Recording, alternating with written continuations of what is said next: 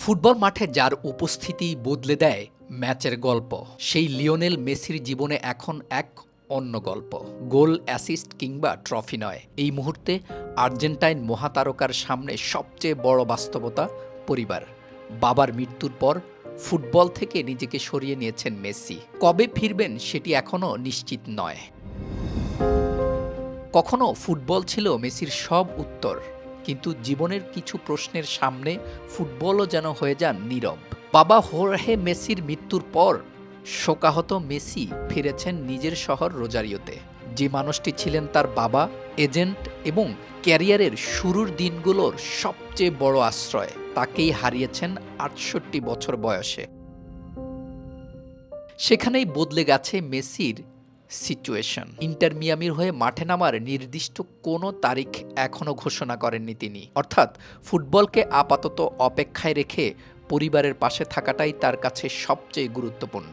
মেসির বয়স এখন ৩৯, অথচ বয়সকে পাশ কাটিয়ে ২০২৬ বিশ্বকাপে আর্জেন্টিনার হয়ে করেছেন ৮ গোল ও ৪টি অ্যাসিস্ট। দলকে নিয়ে গেছেন ফাইনাল পর্যন্ত। এত বড় এক ফুটবল অধ্যায়ের পর এবার তার জীবনে এসেছে সবচেয়ে কঠিন ব্যক্তিগত অধ্যায়। মেসির এই নীরব বিরতিতে সবচেয়ে বেশি অপেক্ষা ইন্টার মিয়ামির। কারণ মেসি শুধু দলের অধিনায়ক নন, তিনি মিয়ামির আক্রমণের কেন্দ্রবিন্দু, মাঠের সবচেয়ে বড় পার্থক্য গড়ে দেয়া খেলোয়াড়। তাই তার অনুপস্থিতি মাঠে শুধু একজন ফুটবলারকে হারানো নয়, বদলে যায় দলের ছন্দ, পরিকল্পনা এবং ম্যাচের সমীকরণ।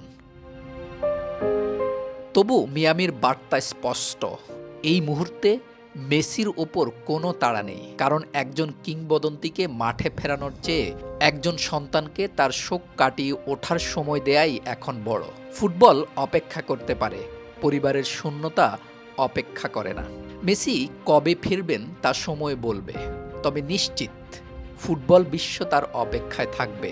আর সেই প্রত্যাবর্তনের গল্পটাও হয়তো হবে মেসির ক্যারিয়ারের সবচেয়ে আবেগঘন অধ্যায়ের একটি।